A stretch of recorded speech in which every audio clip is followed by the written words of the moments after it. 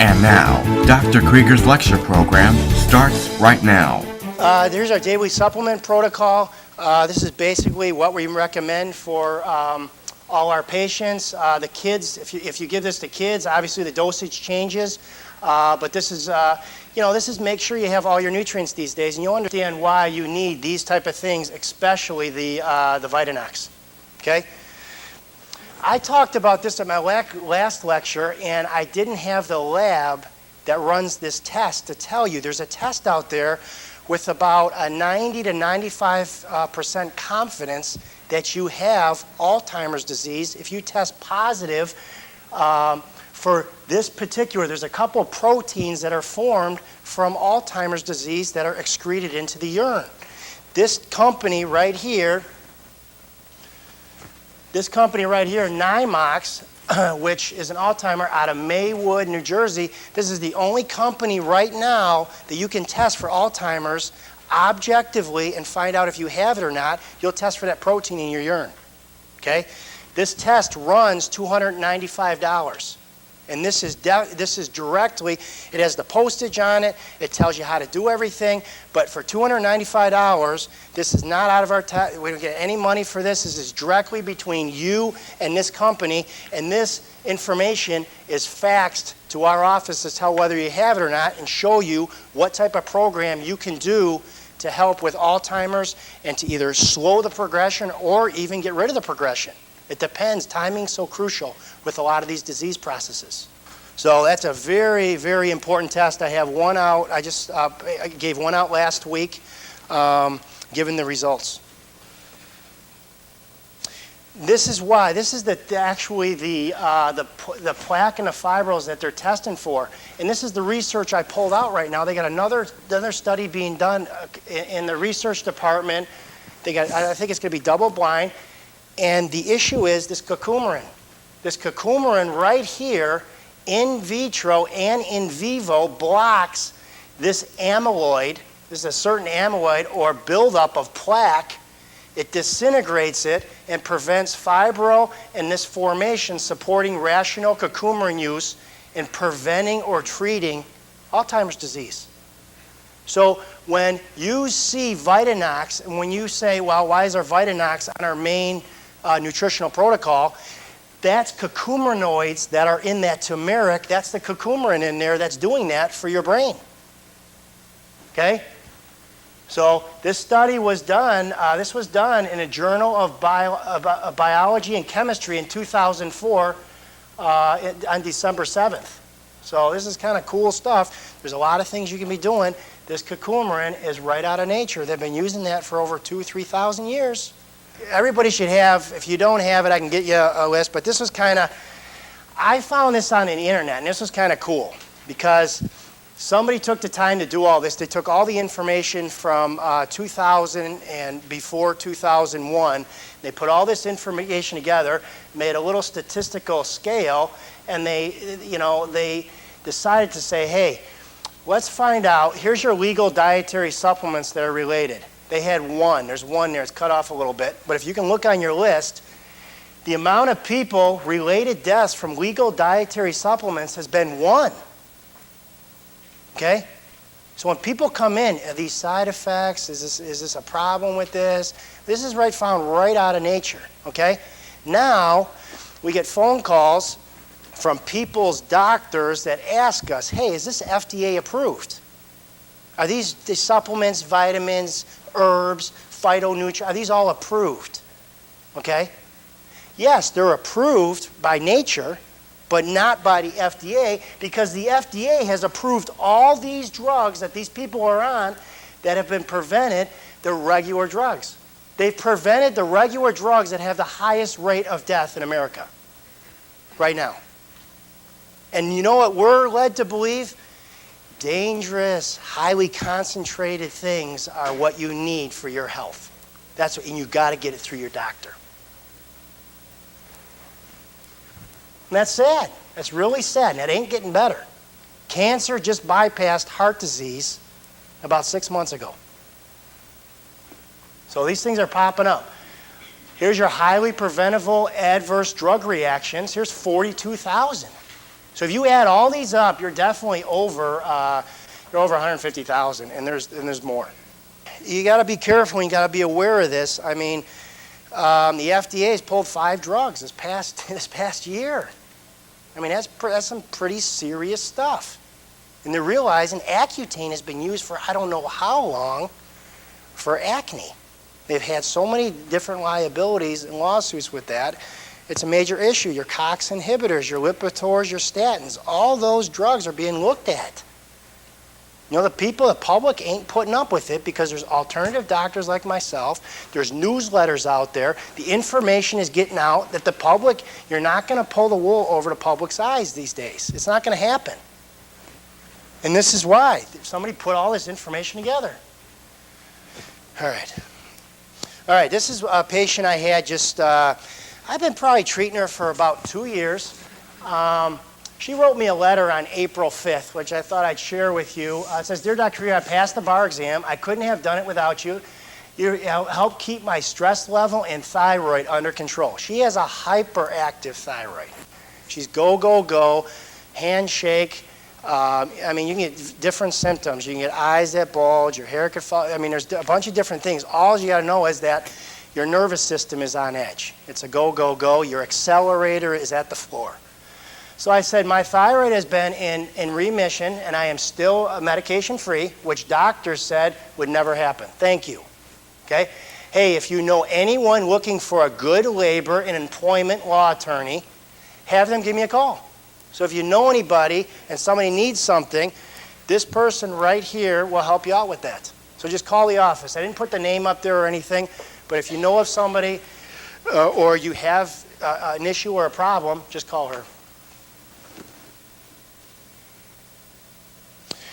This was a massage therapist that I saw that actually obviously was diagnosed with hyperthyroid, overactive thyroid, which is caused, it could be called Graves' disease, hyperactivity thyroid. There's a bunch of different terminologies out there, and the medical profession does a good job of separating, but basically your thyroid's pushing out too much hormone. It's overactive, okay? So I took care of her, included weight loss, nervousness, sweating. She took Synthroid for 15 years, and then she's not taking any meds now.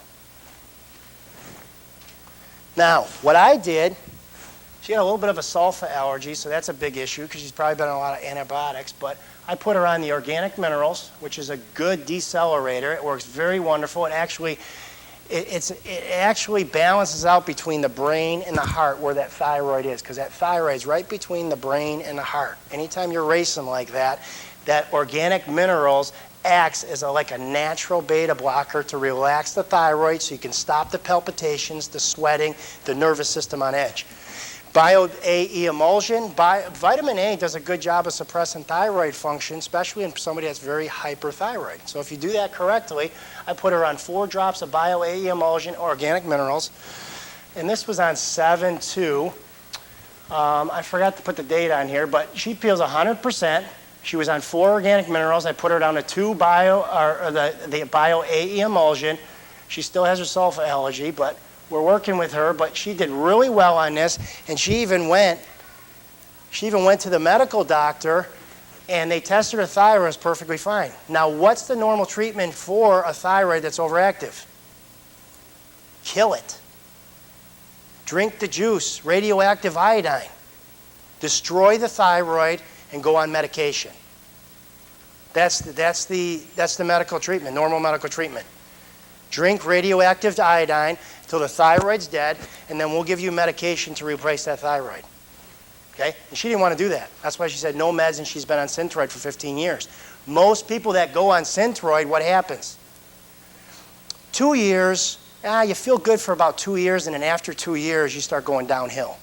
They have studies that say that after 2 years of treatment on thyroid for certain circumstances is disastrous to the thyroid. 2 years. So if somebody says, well, should I stay on my Synthroid? Well, try it out for 2 years. See how it is. There's other things you can do, but I wouldn't be on that Synthroid in certain situations unless you didn't have a thyroid. Yeah, if they radioactive it and killed it, yeah, if you don't have anything there, you have nothing to work with. That's where medicine works its best. My job of working the best with you, your thyroids, and all the other issues that I deal with is to bring normal physiology back to the organ, tissue, or gland. That's my job. Not to replace normal function. That's what medical doctors do. So if you had a thyroid out, yes, there's a couple contributory things you can do for your health, but you need to stay on your medication. If you do have a thyroid and you are on medication, you might be able to get off, or you might be able to lower the dose as low as possible and then support other function, and maybe your thyroid might come back if you haven't been on it that long. The body doesn't like to be replaced every day. If we replace, let's say cortisol every day, what happens? Our adrenals atrophy. If we replace thyroid hormone every day, what happens? Our thyroid atrophies or shrinks and doesn't function anymore.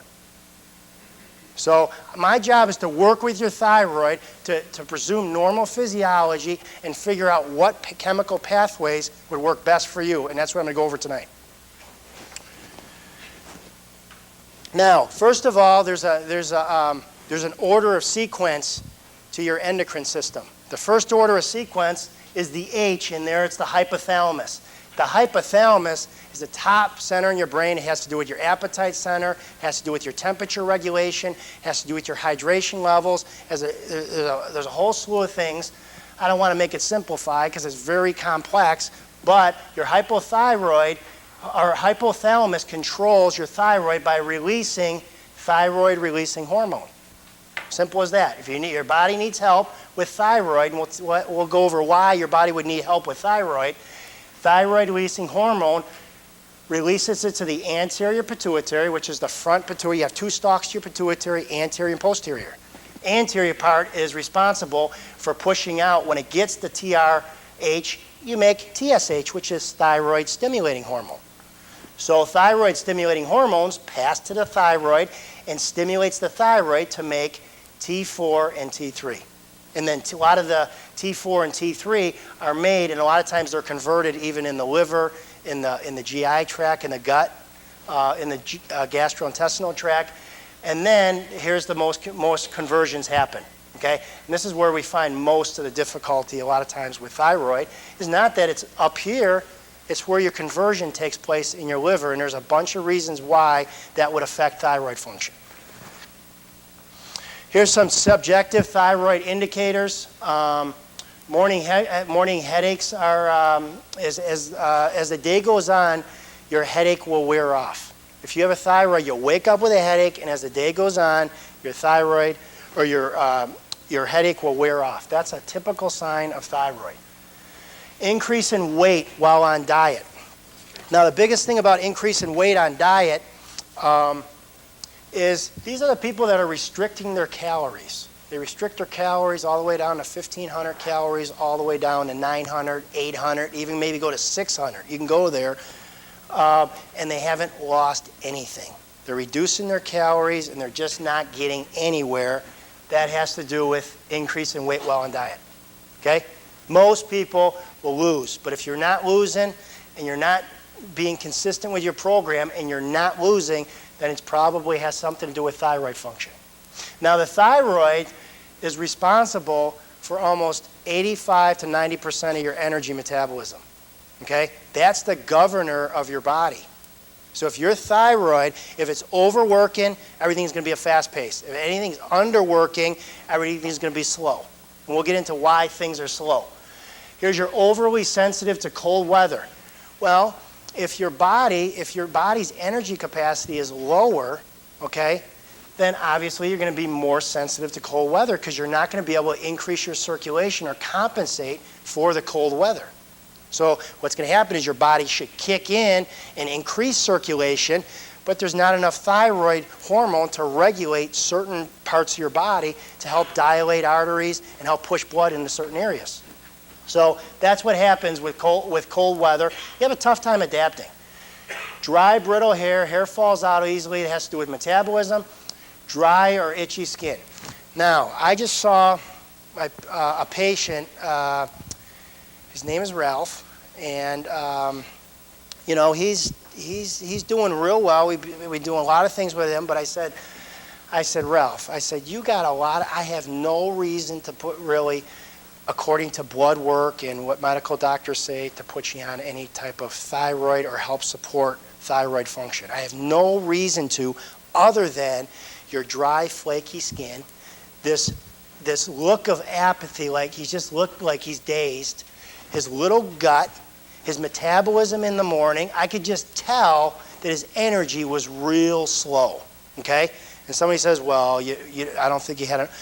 Clinical symptoms and subjective symptoms and putting things together are enough to go with a thyroid issue, especially when it deals with 85 to 90% of your energy, okay? So I put Ralph on 2-GTA Forte 2, which is a glandular for the thyroid, and I didn't think anything. I always said, Ralph, just take this. You're going to have to trust me. I got a hunch. I've been doing a lot of research. I think this is for you. So he did it. He did his other stuff. He came back 6 weeks later when I saw his next appointment, and he lost almost 12 pounds.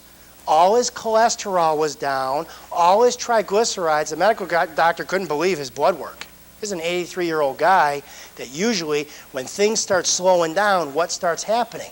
Fats start backing up into the liver, your digestion starts slowing down. That thyroid was enough to push 12 pounds off him, push some water weight, bring him down, and plus his skin's getting a lot better. Okay, so that's important. So, I want to thank Ralph, because most patients would have said, I don't think I got a thyroid problem. A lot of people like to argue with me in the office. I don't know why that is. They like to do their own research, come in, and tell me what they have, but they just want me to give them a pill. I'm like, well, wait a second, this might not be your issue. So Ralph was a good guy. He kind of said, he didn't even say anything. He just said, I said, Ralph, would you trust me? He said, yeah. That was it. Just I could tell, and I put him on it, and that was it. So he's doing real well on that, and he's feeling better, and so his wife is really happy. So that's dry, itchy skin.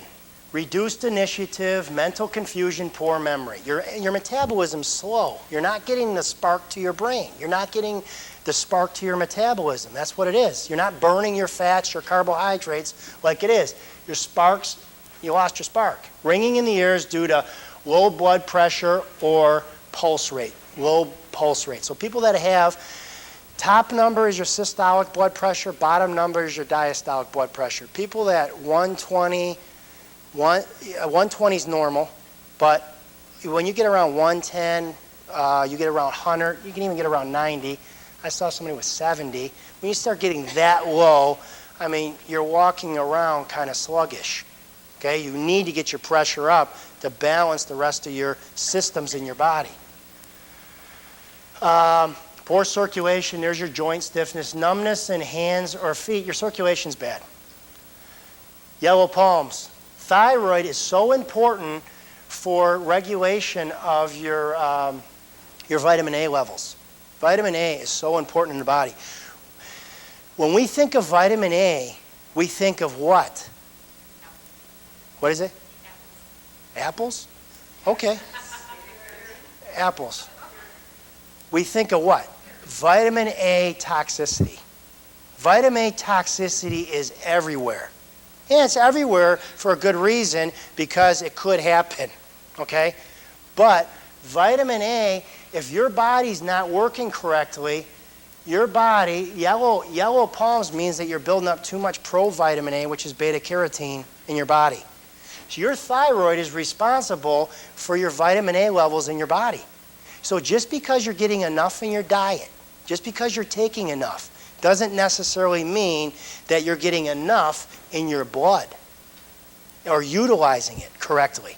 Because there's a lot of people that take a lot of things, and if their thyroid's not working, you won't use what you're taking. It's that simple.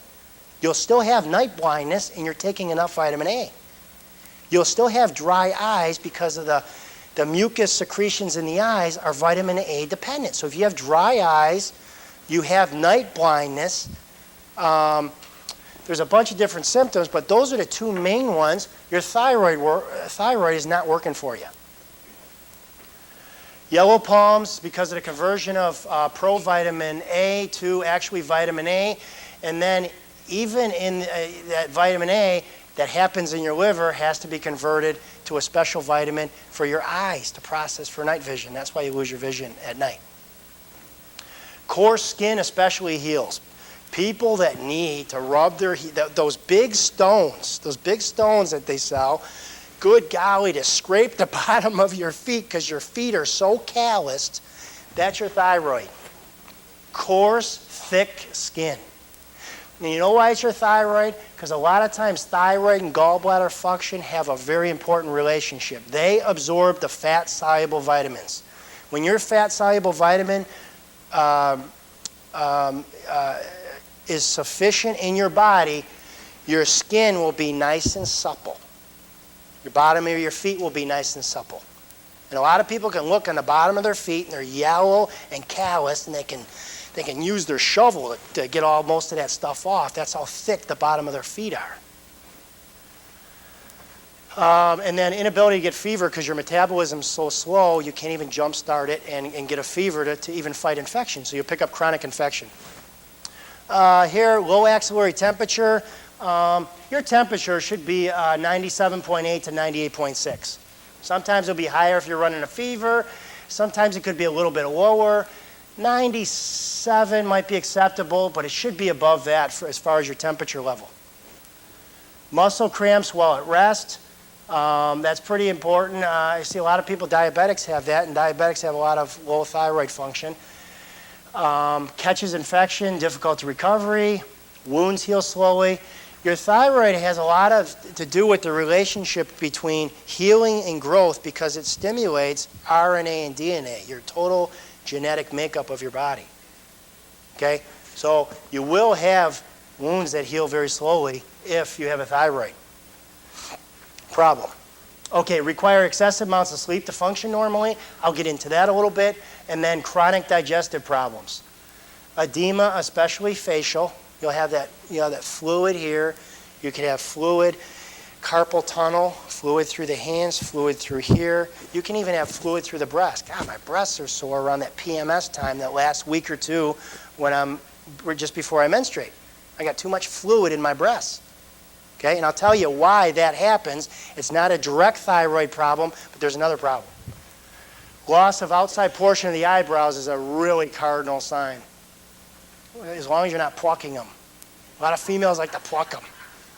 I don't think there's anything wrong with them growing them out that thick, but over here you can see that it's just cut off. It just looks funny.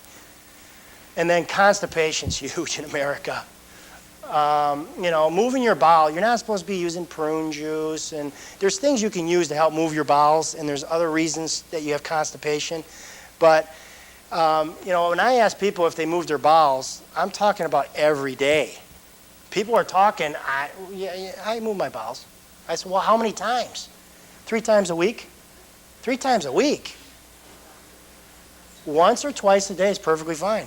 Sometimes you have a hyperthyroid. Sometimes you can move them 4, 5, 6. I had one guy who moved his bowels 10 times a day. Just couldn't shut it down. So thyroid has a lot to do with constipation and even depression, because if you're slow, if you're apathetic, your thyroid can't stimulate your hormones correctly in your brain to get you going. You'll be depressed and irritable. Thyroid function. Here's the functions of thyroid. It helps regulate fat metabolism, increases absorption of carbohydrates from the intestines. It lowers cholesterol in the bloodstream, increases urinary excretion of uric acid. So that's your gout, people. It helps maintain body temperature, decreases bone marrow metabolism, ensures the attraction of potassium into the cells. Potassium is not supposed to be leaving from the inside of your cells to the outside of your cells. When you have that, you have blood pressure problems. Thyroid is so crucial to maintaining somebody. If you take somebody that has a low, even a real fast or high blood pressure, and they're going and going, and their blood pressure is really high, even your thyroid's the one that kicks out the hormones to even relax your blood pressure, so you don't go overboard. So your thyroid's a good backup for real high blood pressure. So if it's not functioning correctly, that could easily cause a stroke or a hemorrhage or different things from blood pressure. So that means it prevents the excess accumulation of sodium levels. Here's lack of thyroid decreases B12 because B12 has a lot to do with stomach, gut, and absorption of B12 in the stomach. If you don't have the intrinsic factor or your thyroid function is low, you'll reduce your B12. What else is B12 important for? Homocysteine levels, keeping your homocysteine adequate. Homocysteine is a byproduct of the meat protein methionine. If your body can't process that correctly, you'll build it up just as much as cholesterol in your arteries. Here it is necessary for keratin to vitamin A. Is it normal menstrual cycles and fertility? This is very important. 75% of infertility is thyroid related. 75%. I mean, that is huge. I even see it.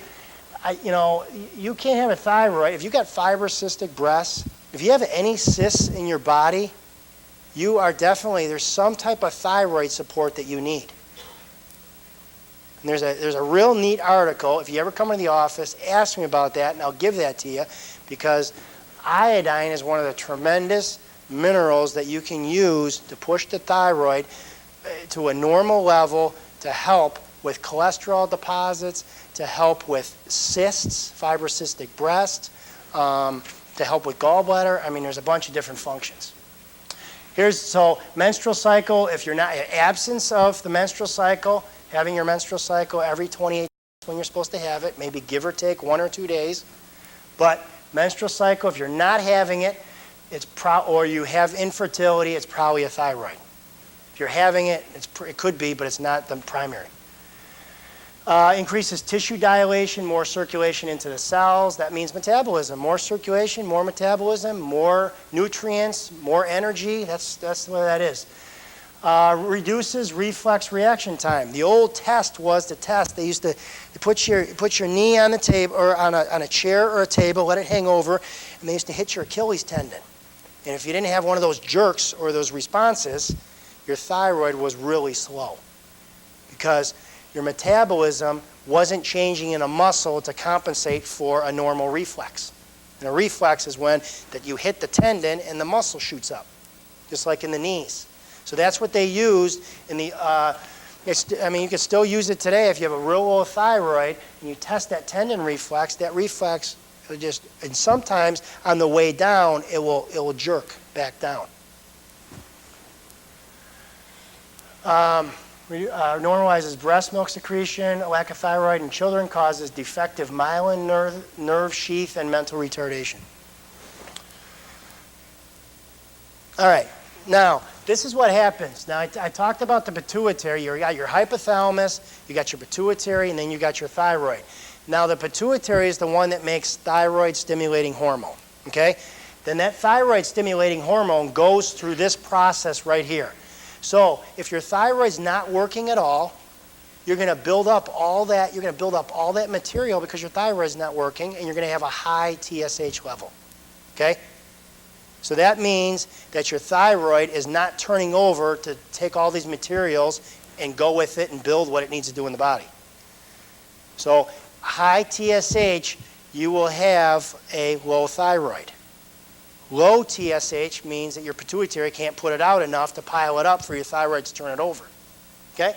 So what happens is, considering that your TSH is normal, this is what happens when your thyroid is stimulating. It converts 4 iodine molecules into, it leaves 1 iodine molecule and it makes it 3 iodine molecules. And that's the most active form of thyroid in your body. That's basically the thyroid. That's your peripheral, I would call it activator. That's the one that's going to allow it to move your hands, your feet. That's the one that peripherally gives all your metabolism to your muscles and the rest of your body. T4 mainly is central. That just converts here, goes to the liver, and there are other T4 spots, but T3 is the main one, the main activity level. Most of the time when I see low active T3, and I'll get into that, it's from your body's immune system. Something's wrong with the immune system for whatever reason. Here's some things that diminish T4 to T3. Right here, here's the enzyme that converts these two so that you can have your energy metabolism normal. Selenium's needed, zinc's needed, copper, glutathione. Here's some things that no matter if you have all these or not, and you're having other problems in your body won't make T3. What it will do is it will reverse it to T3 and make inactive thyroid. So what really happens is this reverse T3, you have these little receptors on your muscle, okay? These little receptors, and you have the chemical that goes and it fits into that receptor and then it sends information out to the rest of your body. It says move, run, jerk, whatever. So that's a simplified form, but what happens is this reverse T3, even though this is perfectly fine on a saliva test or a hair analysis or blood work, what will happen is this T3 will stick to the same receptors that normal T3 works for. So you'll be like, wait a second, all my thyroid's fine, I still have low energy level. It's not going to show up unless you test for that. And cortisol, that's your stress hormone, estrogen, birth control, hormone replacement therapy from the medical doctor, and testosterone, too high a testosterone. Normal cholesterol, normal estrogen, and normal testosterone do not do this. High levels of these, elevated levels of these, one of them, two of them, or all three of them, cause that. And that's very, very important because that is not going to show up most likely on a blood test, and that's where you're going to say, well, they already checked that. What are you talking about? I don't have that. Well, if you don't believe me, you may as well probably just leave because I don't know if I'm going to be able to convince you that that's what's going on normally in your body. Those receptors are blocking the activity of that right there. And that's very important. Now, to convert to T4 to T3, here's all these, see all these, this enzyme right here? These are inhibitors. These are inhibitors. If you don't have selenium, copper, zinc deficiency, this inhibits, you can't convert to T3, T4. Starvation causes a drop in this, so you can't convert. So you might have a high T4 if you're starving yourself. Stress, inadequate protein, higher carbohydrate, chronic infection, liver or kidney detoxification disrupted. Your liver is so important for the conversion of that. If you have any type of infection or pathology or anything going on with the liver, you will not be able to convert that and you will be tired and fatigued. And then your cadmium, mercury, lead toxicity. Mercury sitting in your mouth is probably the closest route to your thyroid that you can imagine. Your thyroid sits right in front of your fourth cervical vertebra in your neck. That's where your thyroid. So people that have chronic, thyroid problems always have chronic cervical problems. So sometimes that adjustment or fixing the nerves that feed the thyroid coming from the brain, sometimes an adjustment, just like you can pinch your nerve in your leg, an adjustment to the neck can fix an organ. That's what old-time chiropractors are about. They never used all. I don't know if they had the knowledge of all this, but they adjusted and they saw changes. So an adjustment can change thyroid function. Liver, kidney, cadmium. So mercury's a big one. Also, the other big ones in the body are all your halogens. Fluorine's a major one. Fluorine can bind to that. Instead of T4, this is 4 iodines right here, 4 iodine molecules. Fluoride can actually jump on. You think you have 4 iodines, but you have 3 iodines and 1 halogen or 1 fluoride. So that's your toothpaste, your fluoridated waters, your stuff like that. So if you have a real disruptive thyroid, this will definitely suppress thyroid function. You'll know it just from eating toothpaste. And then also chlorine's another one. Chlorine can jump on there too. Chlorine and fluorine and bromine, all those. I wish I would have brought the chemistry chart, but there's a line of them that have a high affinity that can replace other things in the body. So let's continue on here. Accelerates T4. Now these are the things that help the proper conversion of T4 to T3. Your minerals, selenium, potassium, iodine, and iron, vitamins A, B2, and E, and then your growth hormone, androgens, insulin, glucagon, cortisol, melatonin. Normal levels, not abnormal levels.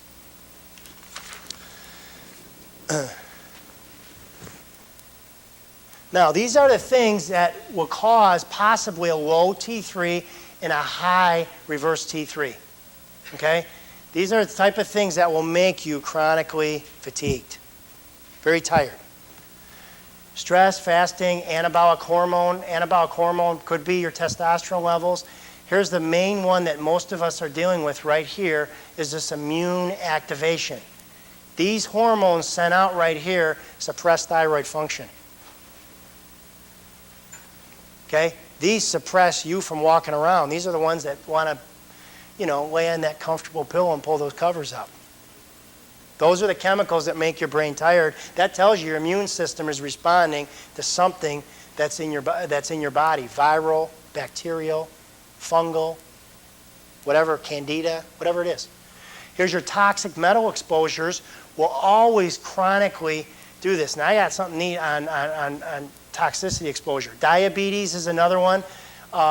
Here's your oxidative damage. That's your free radical stuff. That's just general overall damage from not having most of your antioxidant vitamins. You can't run certain pathways. And then aging, normal aging.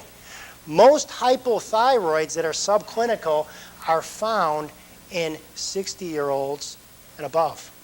So this is a normal aging process, and there's a lot you can do to complement and to improve and make the thyroid more efficient. I think about 30 to 40% of the population has a dysfunctional thyroid. It's that bad, it's that much. And the reason being, if we took away all the environmental toxins, if we took away the nuclear testing, the radioactive dye studies that they do on everybody, that never allows your thyroid to ever be normal again. Gallbladder studies, anything with radioactive iodine in your body will disrupt your thyroid for the rest of your life. It's dangerous. And I will show you exactly what you can do because I found some neat stuff. Here's important. T4 is also converted to reverse T3, which is a metabolically inactive but binds to the same receptor as T3. Now, the main thing that I think will help support is glandular. There's nothing that is more similar than your thyroid gland than another thyroid, than another animal thyroid. There's nothing similar than that. It's the closest as far as RNA, DNA. So when you talk about glandulars, they're effective for rebuilding and improving functions of the glands and tissue by supplying specific protein configurations only specific to that gland. And they know this. They've taken radioactive studies of certain hormones, tagged them, ate them, followed them through the body, took a picture, and they go right to that same spot. If they ate thyroid, goes to the thyroid. If you eat ovary, goes to the ovary. They've got it tagged. So it's very important to understand that. So needed by the gland, that the gland has a better chance of regulating its hormone output and thus functioning properly. Such glandular feeding supports biochemical balance of both underactive and overactive conditions, getting to what is often the underlying cause of imbalance or dysfunction. And I think what's important, a lot of people say, well, glandulars are only for hypofunction or low thyroids because they help stimulate. Well, according to this definition here, and according to a lot of research, even if you had a Graves' disease or a hyperactive thyroid, glandular can help you tremendously because your body might be spinning it out. That might be just the negative feedback loop you need for your thyroid to back off and calm down.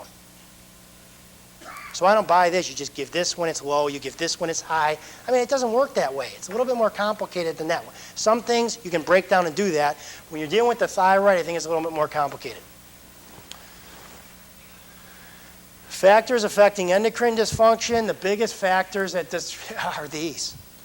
Pesticides, dioxins, fluoride, organochlorines, chlorinated benzenes. I mean, where do you find these things? You know, when I went around and I did some research, they say that the average person carries about 7 to 10 hormones in their fat tissue, just from man-made chemicals.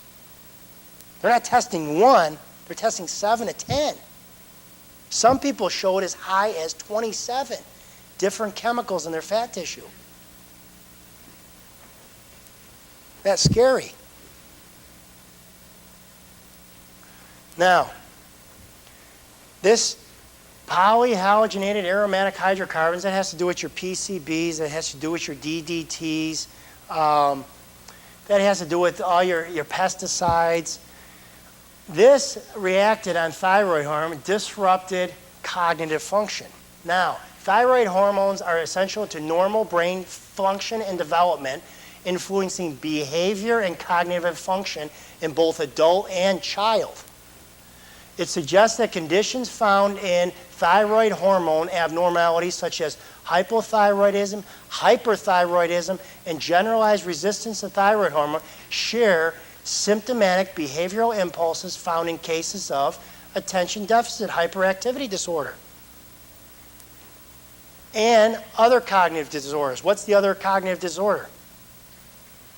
These kids, they can sit there and pick their finger forever.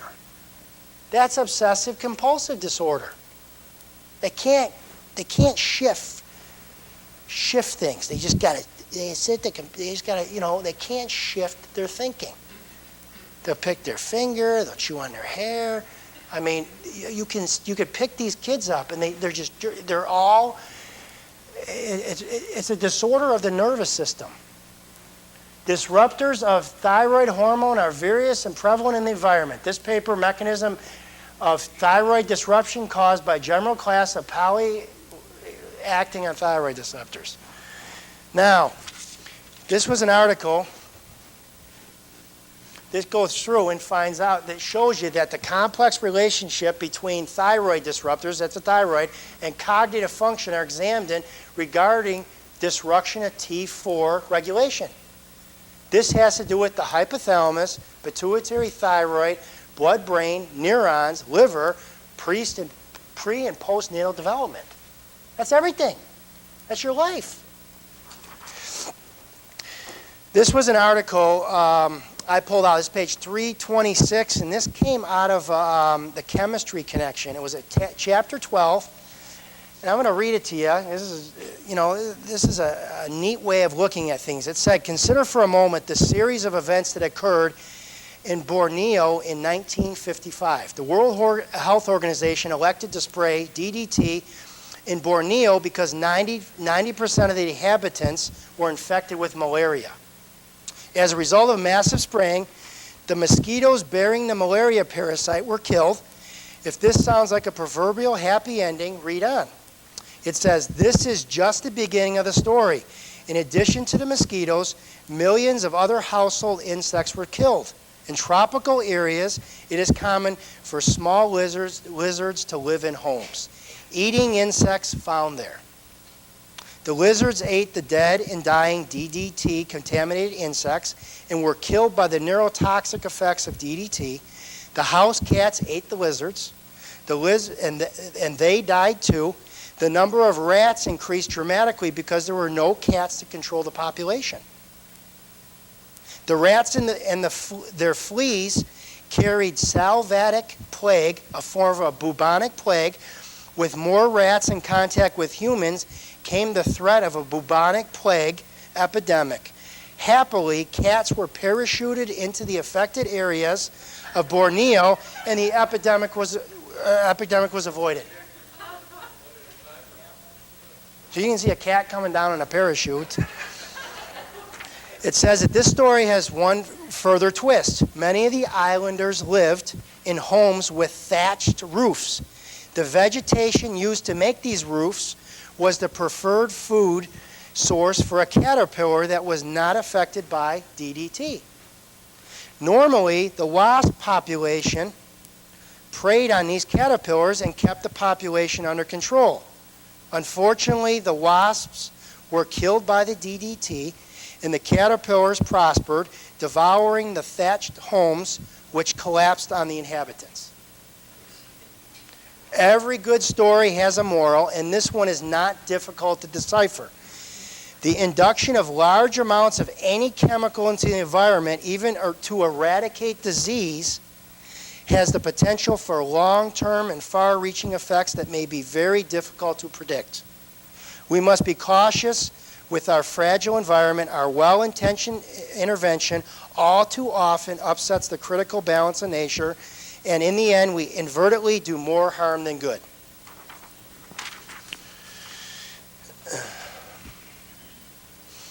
These are the two things in our office that help push toxins from the environment out of your body. These are the two things that open up the liver so that you can get a lot of these chemicals that you're absorbing out of your body. Okay?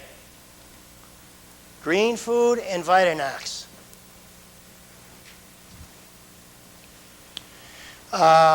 I wanted just to give an example of this. Shows that there's an indication for a role in autoimmune response. There's a receptor for your thyroid, and that receptor receives information from other chemicals. Well, the bacteria, Yersinia enterococcolata, it's a gut bacteria. What happens is that can actually block the receptor so that you can have enough hormone, but you just can't convert it correctly, and you can't send the signals. So this has to do with autoimmunity, and this is how infection and controlling infection and keeping your immune system healthy is very important in thyroid function. Thyroid function, like I said, has a lot to do with gallbladder function, and gallbladder function has to do with absorbing your fat-soluble vitamins. Okay? I had one girl that said to me, she made this comment, and she said, yes, I burp and belch. I can burp the whole 26-letter alphabet. I said, you got a gallbladder problem. So it's very, you don't have to burp even 5 letters. Gallbladder has different symptoms in the body, but if you do burp 26 letters, you definitely have a gallbladder problem. She could do that. That must be the college thing. But what happens, magnesium binds to fat in the gut. So what happens is when magnesium binds to fat and your thyroid's not working correctly, you can't absorb magnesium. Magnesium is known to be organic brain syndrome. Magnesium is probably one of the more important minerals for energy metabolism in the body. We use it in the office to help people with constipation and move their bowels. Thyroid is very important with magnesium metabolism as well as calcium metabolism. So transient ischemic attacks, that's just lack of oxygen causes a heart attack. That's a small stroke. Okay? Alzheimer's disease, migraine headaches. There's a doctor that has related migraine headaches to probably about 80 to 90% of most migraine headaches to thyroid function. Magnesium is a relaxer. It's probably your best natural beta blocker in nature. So when you get thyroid function improving, you get magnesium uptake, and magnesium is what relaxes the heart and keeps everything dilated, Raynaud's syndrome, excess capillary flushing, stuff like that. Here's asthma too. It has to do with spasms of the nerves. Spasm of the fallopian tube. That sounds like a cramp to me. Magnesium has a lot to do with cramping in the uterus too. Infertility, anxiety. You lose your magnesium, I mean, you're definitely going to have anxiety. Panic disorders, PMS, and chronic fatigue. It's estimated 80% of the population is being magnesium deficient because of sugar, phosphates, alcohol, stress, high-fat diets, and the last one, mainly the main one, is thyroid function. Predisposing factors of a low thyroid, obviously poor nutrition, bad essential fatty acids. Your thyroid loves essential fatty acid. Hormone imbalance, that's your cortisol, your testosterone, your estrogen levels. Drinking water containing halogens, that's your chlorines, your fluorines, your bromides, all that stuff. Insufficient protein intake. Your thyroid is very involved with tyrosine, L-tyrosine. And a lot of people that don't get enough L-tyrosine do have depression. So thyroid not only is important for brain function, but if you can't get it into the digestive tract, you can't even absorb that protein. And that's the main function of thyroid. Here's your stress, food additives. There's a lot of additives out there. But that's one that I think raises iodine in the blood, so that gives you wrong readings on your blood work. And medications. Medications are the biggest cause of thyroid dysfunction. Estrogen, antidepressants, tranquilizers, salicylates, which are aspirin, beta blockers, which are your antihypertensive medications. I mean, there is just a huge list of everything that messes with thyroid dysfunction. Here's some specific tests for thyroid function that I like to use in the office. This is a saliva test. It looks like this. You do your saliva, a short saliva thyroid panel, and I'll show you some of those. Your temperature is an easy way to test that. Good golly, if you wake up and your hands or even your feet are as cold as ice and your mate tells you that, that's definitely thyroid. I mean, cold feet, a big one. We're going to talk about cold feet in a little bit. Hair analysis. Hair analysis is a great way to test your zinc and your copper levels, and also your calcium and potassium levels. That will direct you in the way of whether you got a good or bad thyroid. And then blood work is good, but that's the last thing to show up. So that's why I put that to last. Here's a saliva panel that I ran. Here's what it tests. It tests your TSH levels. This one was normal. Checks your L-thyroxine levels. This was low. This has a lot to do with your iodine levels. You ask their history. A lot of times I use essential fatty acids. I'll use iodine. I could use a little bit of glandular on that. And I also test for liver function, because that has to do with liver function conversion. And then it ended up where your T3 was perfectly normal, and here's your antibodies if something's attacking your thyroid gland. Okay, so your immune system's going after your thyroid. That's negative. If it was positive, that would be an issue. Here's one that actually was positive.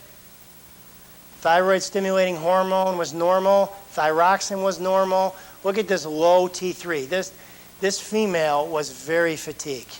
She's in wonderful shape. She works out all the time. She travels internationally. Very fatigued. And there's the T3, and then what showed up positive was her immune system.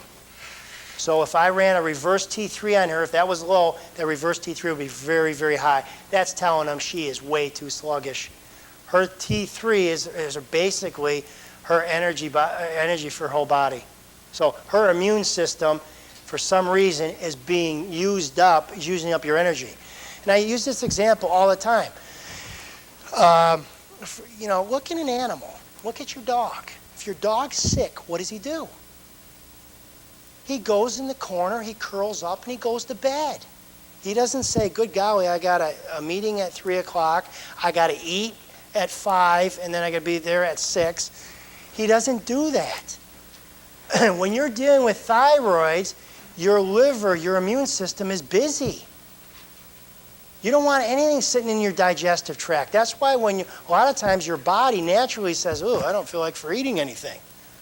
What do? We go take Prilosec. We go take some type of hydrochloric acid inhibitor, and we're like, well, this is great. I feel good now. And then we keep on going on, and then we pick up the next virus that comes to town 2 weeks later. So it's very, very important. I mean, she was just running herself into the ground, and she had one of those immune system, whether it was some type of viral infection, bacterial. I mean, you can talk about that, but basically she needed to support her immune system. Here's a lot on the reflexes. Not only do we test those things, but you want to test the reflexes because thyroid's involved with brain function. With thyroid function, it has to do with the heart around here. And it's also involved with kidney. So thyroid function has a lot to do with how much fluid you have in your body. Glaucoma, myxedema, those are fluids. Your eyes pushing forward. That's fluids. That's a tissue swelling behind the eyes. Not being able to see. That's fluid crowding the optic nerves. Fluid in the legs, pitting edema. When you stick your finger in your shin and you got a dent in your shin, as long as it's not congestive heart failure where your heart's backing up into your feet because of the fluid, because your heart can't pump the fluids in your blood, it's your thyroid. You'll notice that standing for long periods. You got to keep fluids moving in the body. So that has a lot to do with kidney function. Iodine, protein-bound iodine, has a lot to do with kidney function and moving fluids out of the body. So we muscle test that and reflex that, and those are those right here. Those are those reflexes there. I just singled them out. Here's the two products I use, Thyroid Complex from MetaHerb, and I also use GTA Forte 2, just depending on how they test, what your situation is. I mean, if you're... if you don't like pork or you have some religious affiliation with pork being bad for you, then I don't use that one. I'll use that one. But most of the time, I like using this one for TSH levels to lower TSH. But I have specific needs for both, but it's generally just my opinion on what's going on with your system. Now, this is very important. This is a bad color too, but a study of Chernobyl residents uncovers new cause of thyroid cancer. This represents a breakthrough study. I chopped the whole article off and I nabbed the end, but I wanted to get this. Yuri Nikornov, University of Cincinnati, Ohio, did all this research. I haven't emailed him yet, but I want to email him and ask him a couple questions, but this is kind of neat. It says that what happens is there's a specific gene in your thyroid that functions with your thyroid.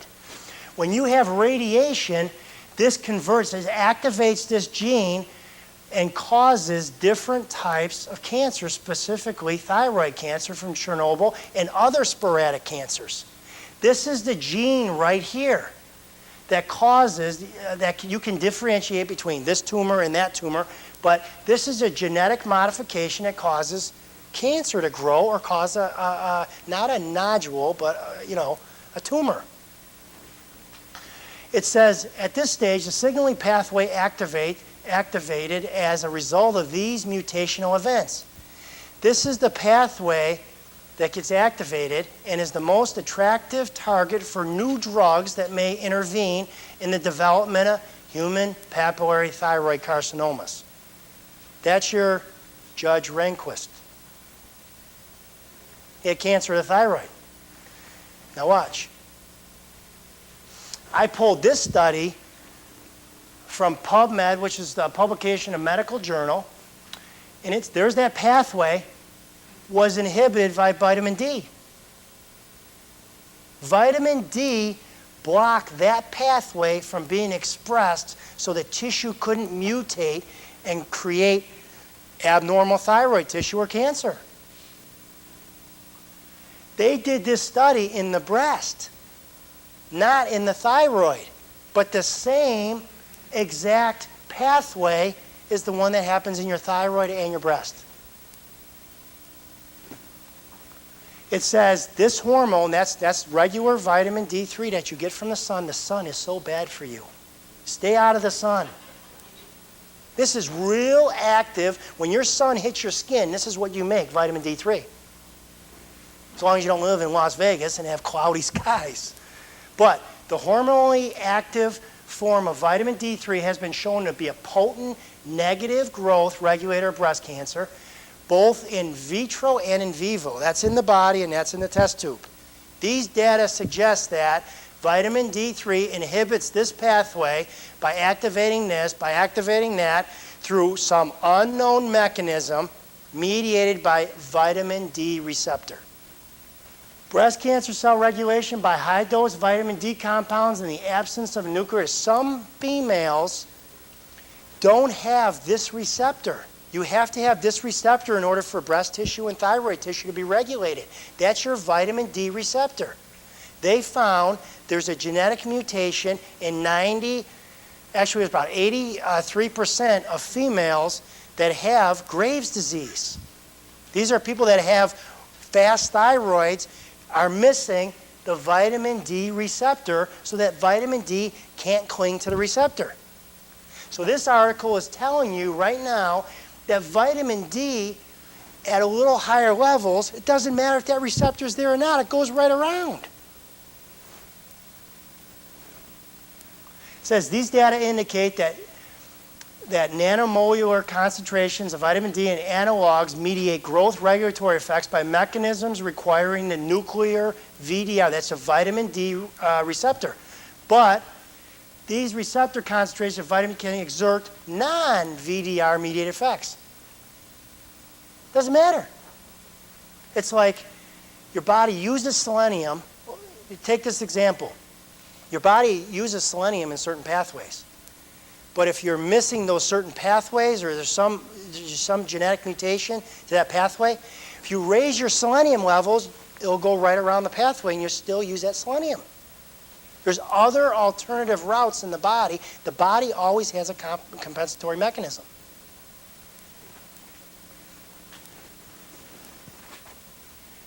Vitamin D3 from sunlight may improve the prognosis of breast, colon, and prostate cancer from Norway. It says, according to seasonal variations in UV ultraviolet radiation, 4 periods of diagnosis during the year were used. Case fatality according to resident region and to the season of diagnosis was estimated using Cox regression. The effects of occupational sun exposure, childbearing pattern, and educational level were also evaluated.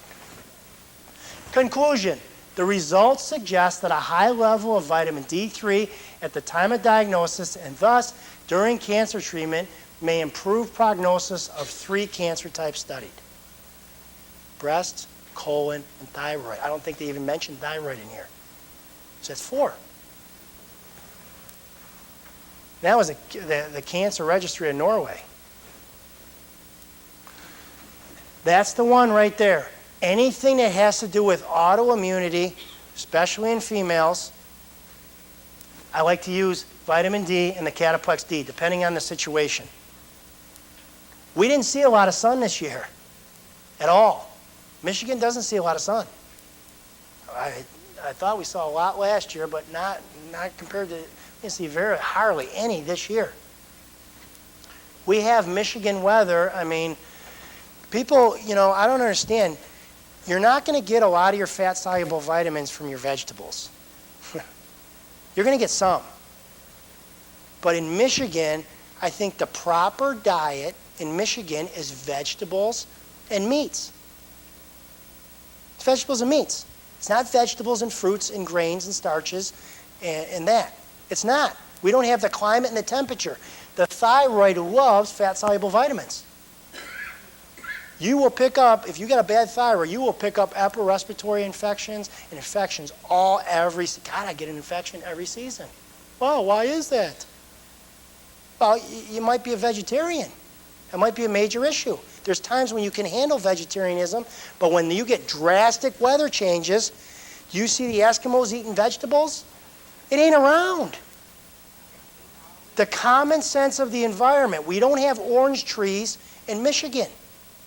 You could still get benefits from oranges.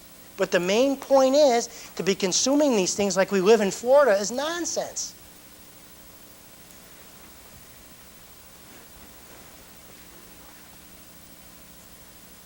Here's the implications for vitamin D. Now, I had a patient come in today, and she has diabetes, and she's pregnant. She's sugar's around 300, and she's pregnant. And I told her, I said, listen, I said, soon as you get that baby out there, I was going to C-section it with her blood sugar and her diabetes and her overweight, but they're going to C-section that baby. And I said, When they C-section that baby, and you take that baby home, you put that baby on 2 drops twice a day of that bio-de-emulsion. That bio-de-emulsion will stop the progression of diabetes 70% of the time. That's what the research says. So the sun has a lot to do with what? Sugar metabolism and pancreatic metabolism.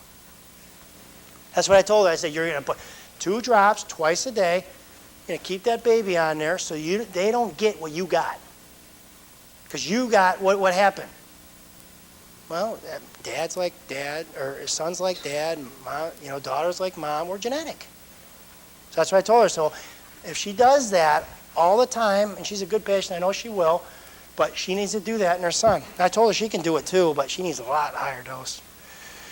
Cardiovascular disease, hypertension, type 2 diabetes, osteoarthritis, multiple sclerosis, prevention of type 1, depression, epilepsy, migraine headaches, polycystic ovary syndrome.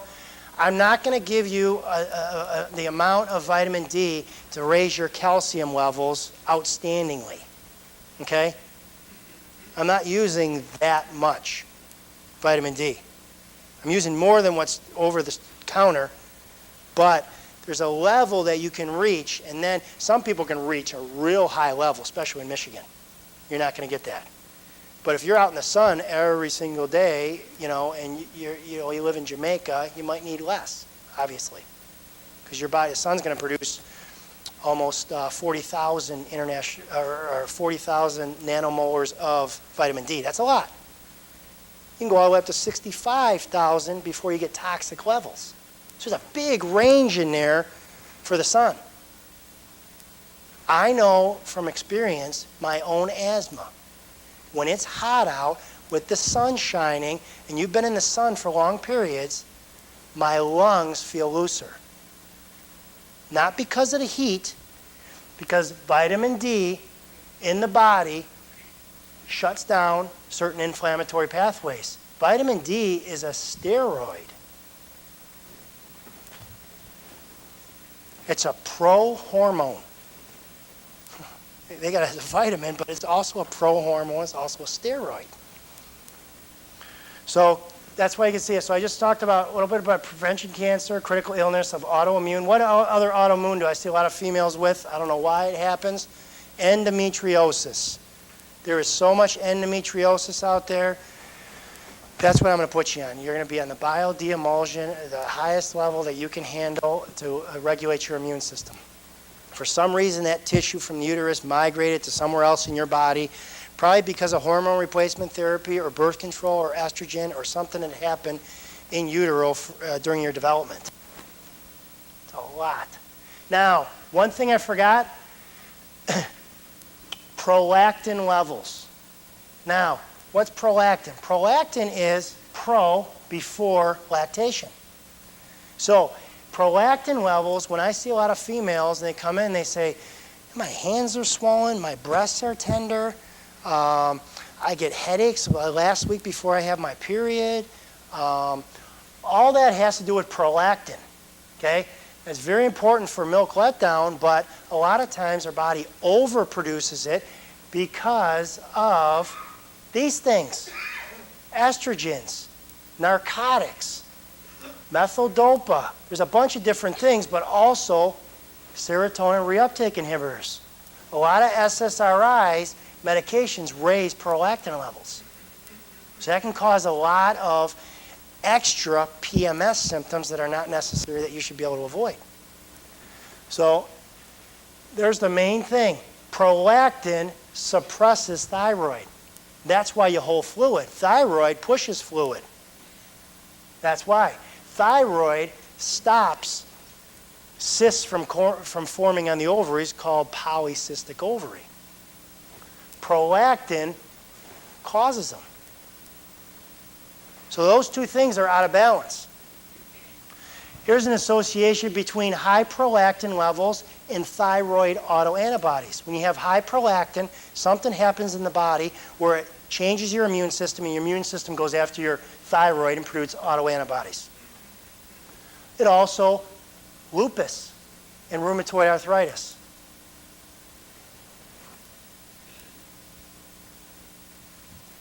It's the same thing. Evidence associating prolactin and autoimmunity and pointing to the appropriateness of assessing and monitoring the progress of these markers in patients affected by these disorders. Prolactin is made by the pituitary gland that sits above the thyroid and right below the hypothalamus. So when your body produces excess prolactin levels, sometimes around your period, your pituitary can swell. Okay? This is a major issue, especially coming off of pregnancy for females. That postpartum depression, a lot of that has to do with prolactin levels, because what happens is, I hate to say it, but females' brains shrink during pregnancy. They literally do. And their pituitary swells to an unbelievable size. So they literally shrink. So what happens, have the baby, brain goes back to normal, pituitary is used to that level, never goes back to when it was originally regulated before. Now you have thyroid, now you have depression, now you have high prolactin levels, and then what do you have? An erythroid thyroid or post-pregnancy thyroid. You're irritable, you're depressed. So that's postpartum depression. Is from, I believe, in most of the cases, prolactin levels not going to normal and your thyroid not regulating your brain correctly. Here's lupus, autoimmunity suggested. Now, this is the infection response that I wanted to show people. This is how important, if you show up for any antibodies on any of those tests, or you've had a history of a lot of infection, you want to look into this, because Epstein-Barr virus, what's happening is the virus can actually mimic in the immune system a certain antigen that reacts in the body to form lupus. Lupus is a dysfunctional immune system. We just call it lupus because it looks like a werewolf appearance with the face. There's other symptoms, but systemic lupus erythematosus and Epstein-Barr virus cross. So what does this mean? A lot of times Epstein-Barr virus, between Epstein-Barr and the lupus, provides further evidence to suspect an etiological role of Epstein-Barr virus in lupus. So if you have lupus, you're going to have a bad thyroid. You're probably going to have this virus that's a lot of times prevalent with this infection, but there's other infections that can mimic that too. So molecular mimicry is deception. You're deceiving the immune system. It's picking it up, and then, God, I have this. Oh, gee. Happens every day in the world. Natural Medicine, 2005, January. So this is why it's important. If you got that Epstein-Barr, you have any, this is all low grade. They're not going to pick this stuff up at the cellular level. They'll pick up IgG and IgM and tell you if it's active and non-active. But as far as I'm concerned, lupus is a progressive disease. You can't be exposed to it once and then all of a sudden, 5 years later, now I got lupus. Your immune system, that low-grade infection was pushing your immune system for the longest time. It's not inactive anymore. It's active at a low level. And I believe it's the liver and the chemicals that your liver produces that is fighting this virus or this infection that makes you tired and suppresses your thyroid. So, Chase tree is the main one I use for decreasing prolactin. I got a neat article I pass out all the time. They did about, I think it was like, maybe it was 1,400 females out of they did a test in Germany, and they put them on Chase tree every morning, and their PMS symptoms cleared up. I think it was 86%. So that's very, very, but that regulated prolactin levels. So Chase tree is great for that issue. Now they're finding that Chase tree does a good job in regulating melatonin. Not only can I give the females this one in the morning, but you could take one at night and it raised at a certain level, raised your melatonin levels to help you sleep. it's kind of a cool bit. It's an herb, but it does all these multifactorial mechanisms in the body. This was kind of funny. I found this when I was looking on there's a monkey, but when I was doing my thyroid lecture, I'm like, good golly, that looks like a hypothyroid patient. A hyperthyroid patient, their eyes bulge out, they look at you. This is obviously one of these night monkeys.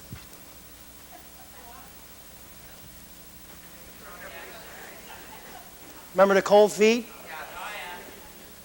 Now, if you look at this, not to make fun at her or her situation, but if you look at those eyes. Look at her petite frame. This is a hyperthyroid. This is a high anxiety female. She didn't need to do all these things before this happened to look at her and say, hey, she's got a problem. These are the racy people. These are the people with 5 kids, 4 kids. These are the go, go, go people. Their eyes will bulge out. She's skinny, she's thin, she's petite. She runs out of her minerals, her calcium, her magnesium very quickly.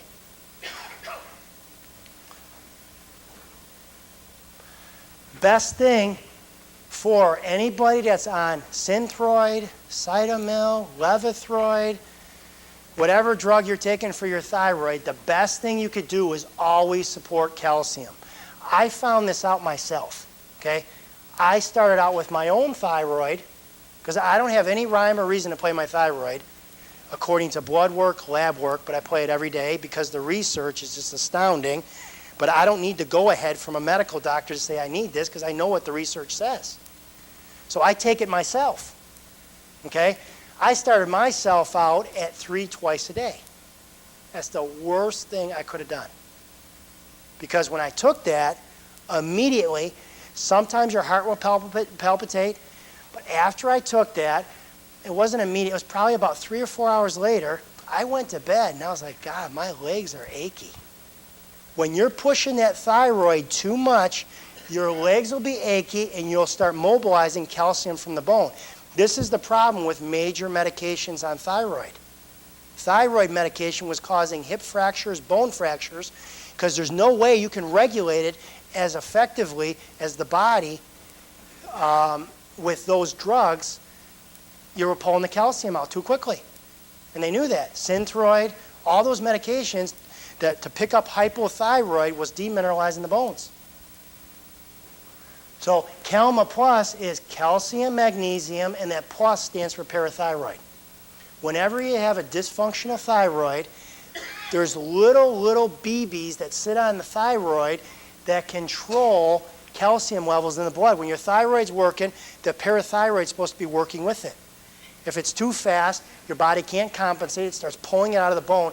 This is the best way to support parathyroid function while you're supporting thyroid function, so you don't get achy. And that's what that runaway bride needed. She needs Calma Plus to relax her nervous system. You stick your hand out and your hand shakes, your nervous system's on edge. That's your mineral levels. As long as you're not on some drug that your liver can't metabolize out. Here's our supplement order. Anybody have any questions? Yep. And your thyroid removed. Yeah, you probably need medication, but there's a couple different things you can do with that. Like I use that GTA Forte anyway, the GTA Forte 2 anyway, because the glandular, your body still recognizes it as a glandular, and it will do certain things with it. We always concentrate on T3 and T4 with thyroid function, but there's also T1 and T2 that they don't really test for. It has a lot to do with gallbladder function and thinning bile and helping with the immune system. So we're just doing the general broad stuff. So there's other things. So yes, you probably would get some benefit if you're just on a medication for like T3, Cytomel, and Synthroid or something. I don't know what you're on.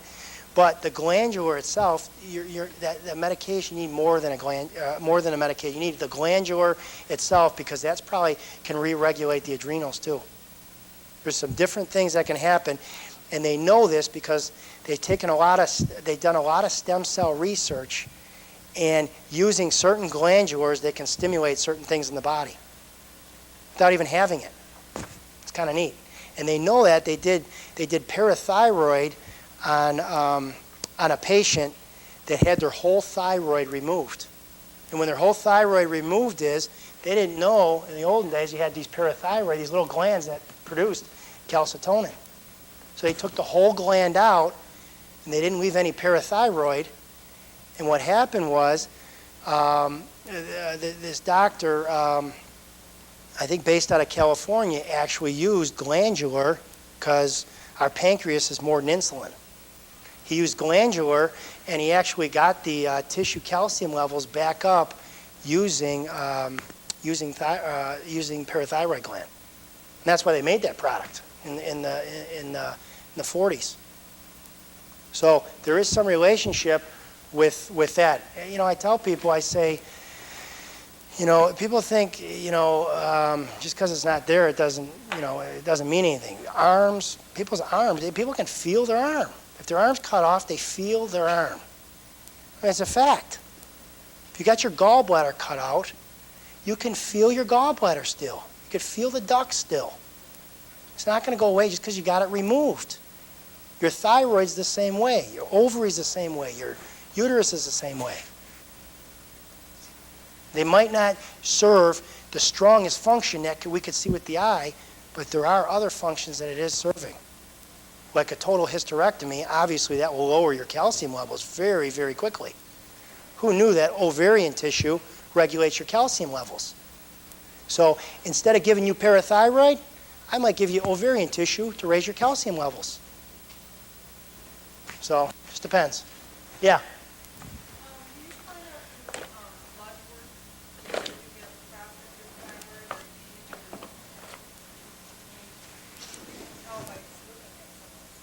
Yeah. A lot of times I can tell, but you know, when you're dealing with difficult cases, they've been on a lot of medications and stuff like that. But this is the order I like to see it in. I like to see that's definite. If you see that and you tested bad for that, you got a problem. Okay? Temperature. There's a lot of things that are involved in temperature, but a majority of the time, if it's involved with your energy metabolism, it's going to be your temperature. And then hair analysis, it's a little bit more subjective, but there's a lot of information you can gain from that. Zinc, copper, and the calcium-potassium ratios. And then blood work, like I said, you know, a lot of times it's not going to show up on blood work. It's the last thing to show up. All right, any other questions before I test somebody? That must be you, Jeanette. All right, come on up here. All right, now what do you notice about her? From the side, she's slouching. She's turning over like this. She's bending over. Her spine is actually bending in half. It's starting to. And that's from your hysterectomy. And that calcium is so important. Yep, I know. Hold tight. Hold as strong as you can. Good. And she pops and cracks. Hold tight. What happened to your shoulders? She just does not have any energy on this. Are you that tired? Yes. She is so fatigued on that. Her shoulders, she's popping, she's cracking. She's got a little bit of, she's showing a little bit of that Cushing's where she's producing a little bit too much cortisol back here. That fat pad sign where you put cortisol back here. There's different things that form from this stuff. So you got to look a little bit deeper. Plus she's got cortisol levels down here. Now let's test this. Hold tight as you can. You got a good test arm on that one. I'll give that one a C, and that one a D. Hold strong. Now, let's look. Put that in your hand. I'm going to eat that apple. That one looks good. What's that? Is that yours? Hold strong. Good. Now she's testing. Now, how many milligrams of Armour do you take? 90? You take 90? Yeah. What else did you have done to you? Your gallbladder's out. Hysterectomy. You had a hysterectomy? Breast reduction. Okay. That's not going to probably be a big issue. There's your thyroid gland. I always get one of these. Hold tight as you can. Let me see that OVXP. Now, you're not going to be able to absorb your calcium as efficiently unless you have a transporter. People don't understand you need a transporter or a carrier from the gut to the blood to the tissue. The biggest transporters that you can use for calcium is obviously OVXP, which is ovarian tissue, and the other one is your essential fatty acids. What essential fatty acids do you take? Oh, gosh, I don't know. What are, Oils? yeah, I take. What oil do you take? Omega. I don't know. Got a whole bunch. You got a whole bunch of them? I take Neutralite. Good. And I don't know what all those other, there's a lot of different products out there. Hold strong. Ovary. Now watch this. I'm going to find out how much I can give her before her body turns off for ovarian, and then let me see that Calma Plus. There's her threshold right there, 2 twice a day to support what they took out, because that ovary does have some function in your body. Okay? So that's a 4. So hold this. This is kind of neat. I like doing this one. Hold as tight as you can. Good. I'm testing with that ovarian tissue how many calcium I need to give her. And her body's going to tell me exactly what the level is that she's going to need every day with that. She's testing for a 5. Okay? Give me that. Put out your arm. Hold tight.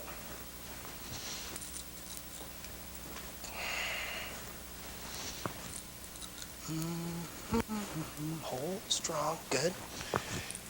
I'm looking for that threshold. When her arm goes down, her nervous system's overwhelmed. Now, she's 2, 4, 6, 8, 10. When I don't give her ovarian tissue, she's got to take 10 Calma Plus for her body to metabolize it. When her ovarian tissue is low in her body, her calcium levels drop in half. That's very important.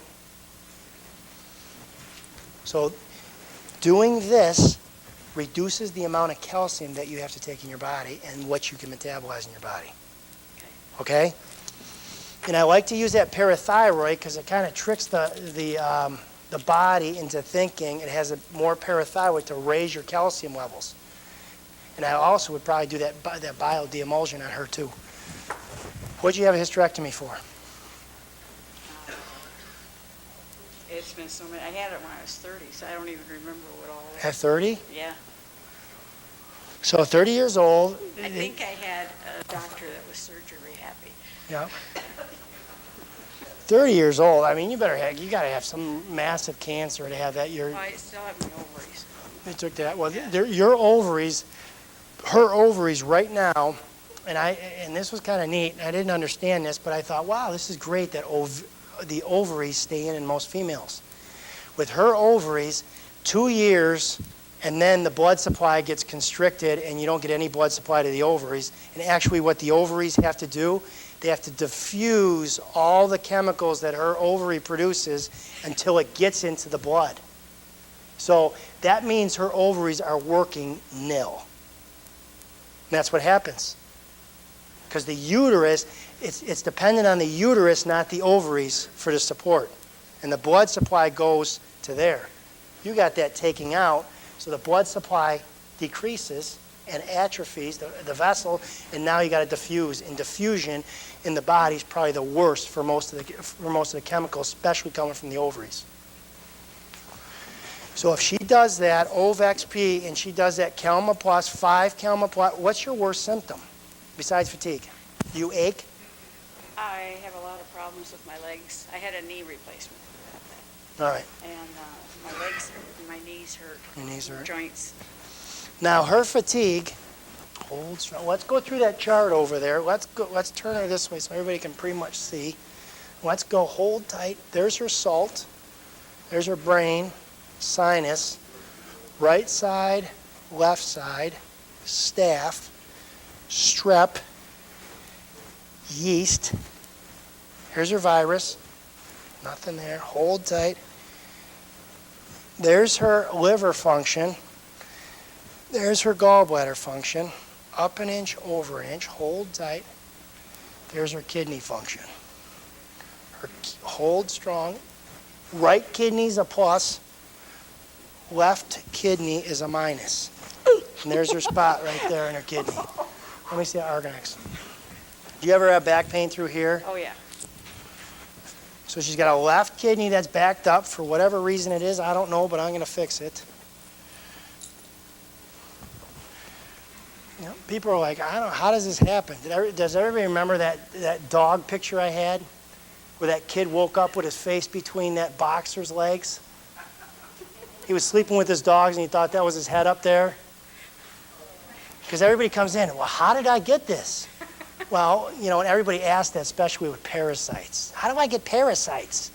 Well, I put that picture up there because that little kid, poor kid, that's probably why he probably does have parasites. Because he had his head between the dog's legs. And the actual joke was bad breath. Bad breath. So that's the first thing. I'm going to flush her kidneys out. How's your blood pressure? About 130, 135. On medication or off? No, I don't take anything but thyroid. Good. I don't mind armor. You don't? No. 2, 4, 6, 8, 10, 11. So I put her on 11 Argonex for her on that thyroid. Let me see that organic iodine. Organic iodine. Hold strong. Well, yeah, she's got to get something, or she's going to really start bending forward. Check her back. I got an appointment with you first. You got an appointment with me? All right. Well, you can cancel it now. Yeah. Save the money, buy the pills. Good. Good. And that's what I would do with her. Left kidney. She doesn't have a gallbladder. Her liver's not testing. I do her thyroid. Her thyroid I'm not worried about right now. The main thing is her kidney, and I want to make sure her calcium levels are adequate. That calcium will really help you tremendously. That's the biggest thing I notice on people, especially with anxiety, any type of armor, any type of thyroid. It's very, very important. Okay? All right, thanks. Okay. And I'm going to work on her fatigue. I got a bunch of things I'm going to do with her fatigue, but they're too in depth. 2 and 2. Yes, you're all set. Thank you. Kelma, that was a 5, 3 and 2. All right, Ben having headache, a little dizzy, had knee replacement, arthritis.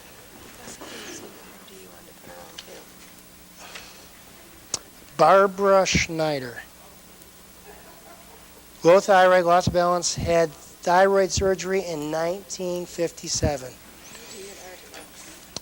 She's 5 twice a day on that, and then she's got to do 5 drops twice a day on that. Come on up here, let's test this one, last one.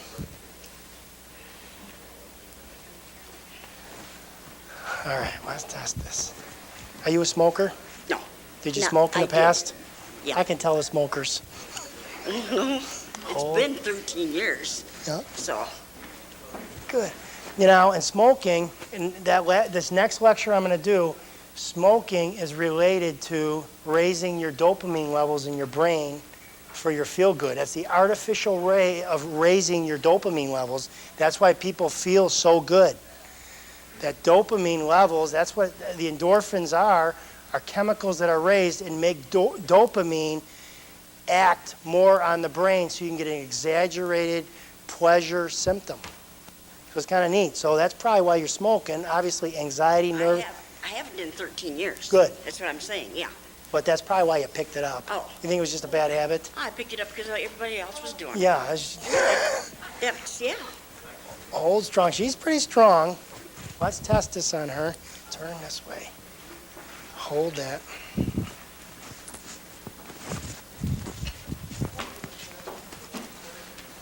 Hold tight. Good. Have you ever had any surgeries or anything? Thyroid was removed. What'd they remove it for? I had a goiter. My eyes were bulging.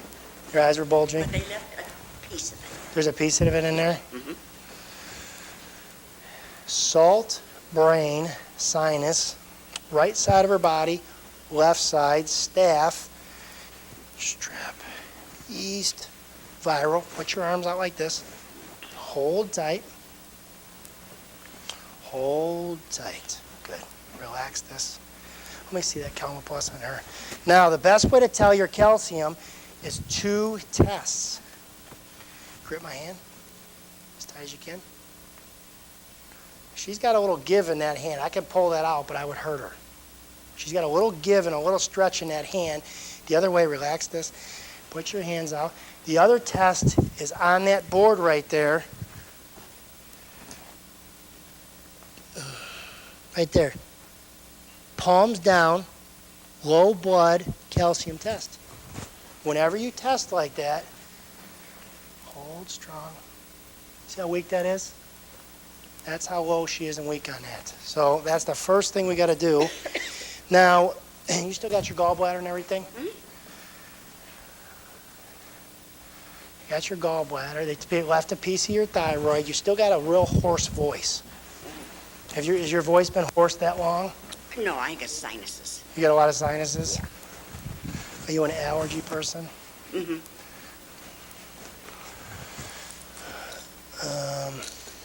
So we're going to test her on this. I'm getting her levels. And you could put this in your hand, hold that, squeeze it, put your arm out, turn it over. I can just keep on adding to her hand, and she'll tell me exactly how many she needs. See how strong you are? And keep on going. I'll let you do it. Put your, yeah. She's going to need a pile. Hold strong. There's your flesh roller. See how weak that is? Yeah. Take one away. Turn it over. That's her level. Amazing. She's 2, 4, 6. She's a 7. She's a 7 on her Calma Plus. That's how low her calcium level's there. Now, let's test her. Let me check. So let me see that Linum B6.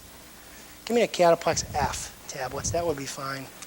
Let's hold this. Make sure she doesn't need any essential fatty acids. That Cataplex F in there.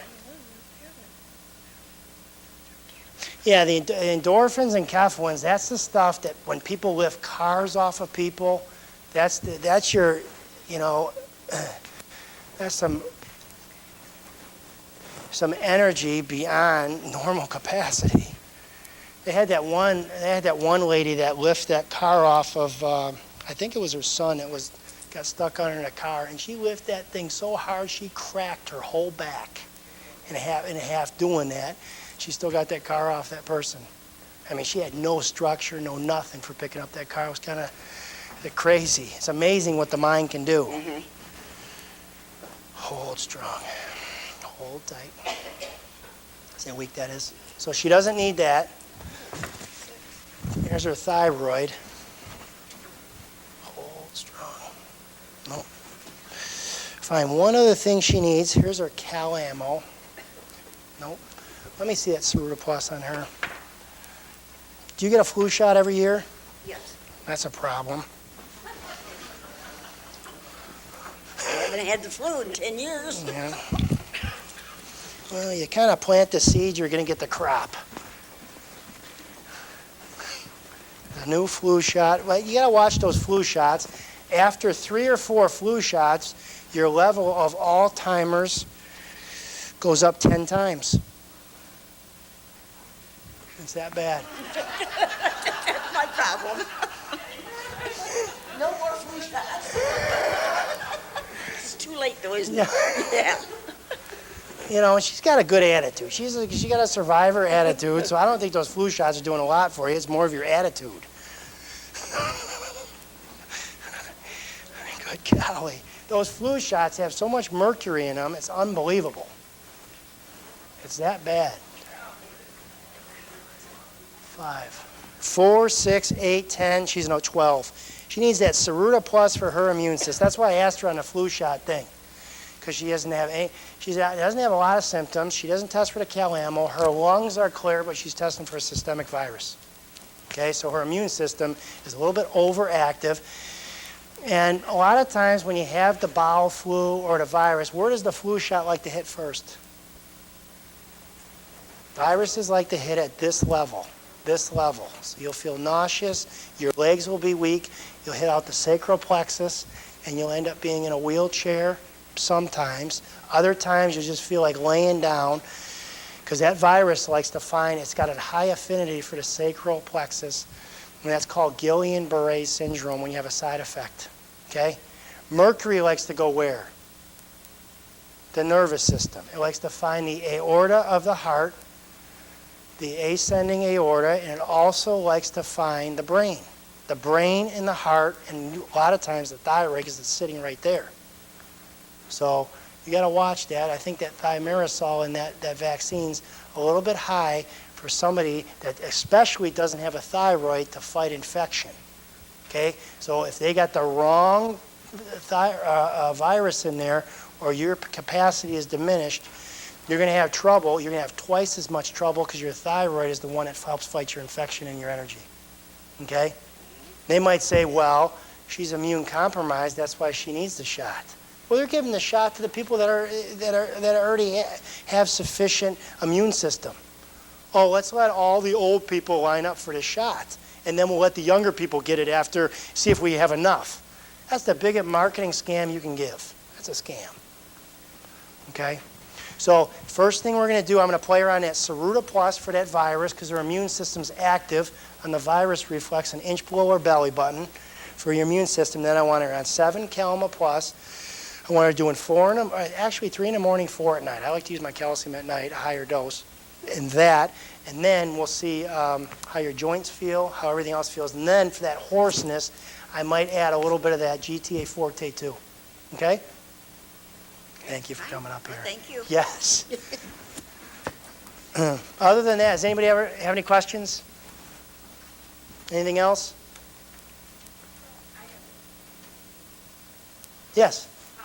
My daughter, who's 52, and she's heavy and everything, and every time she's had her thyroid tested, it comes out that she's hyperthyroid. On what? TSH or? I don't know.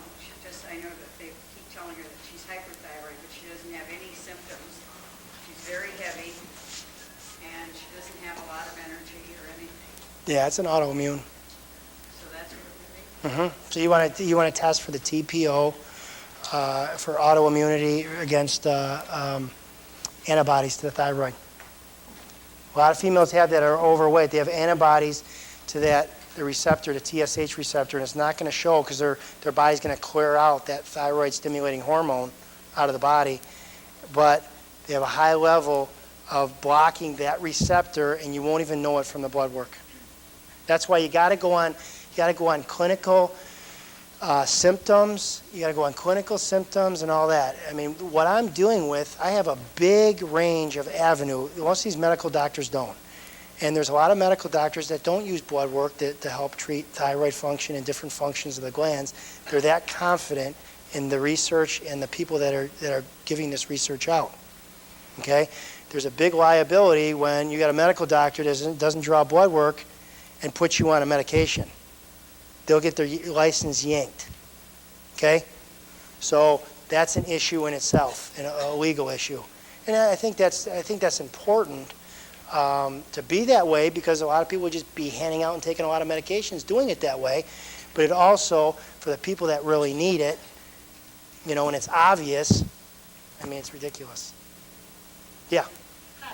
In this time, you said if someone's had radiation, Yeah. and then having muscle problems, as far as hurting, and being tight. That is not, what do you mean by radiation and muscle? And muscles, And now, it's just the muscles ache and hurt. just the muscles ache and hurt? I thought you mentioned that that's part of the calcium deficiency. Yeah. or- I mean, Because that's not well, I did talk about thyroid because they had that oxidative damage down there. No, it was tied into radiation. Yeah, I mean, your bone density is definitely tied in through your thyroid gland. It's thyroid. Yeah, thyroid, in that a lot of the thyroid that I talked about, that pathway, that blocks that pathway specifically in the thyroid for breast cancer, colon, prostate, and thyroid, that's dependent on vitamin D. And vitamin D is dependent on what? Calcium metabolism. So it all comes. And that's why the muscles are ache. Yeah, that's what it is. It could be that, and a lot of times when that radiation, a lot of radiation causes damage to the capillaries, the small capillaries. That can be an issue. That can cause achiness. Okay, but Yeah, because if the radiation is in one area, it's not going to cause it in your knees and your legs. sure it is. That's your circulation.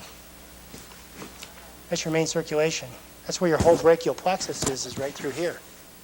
So I could see where if you get radiation, it could damage the, I mean, that's what it causes, free radical damage, capillary breaking. It breaks capillaries, and capillaries are your tiny circulations to your arteries.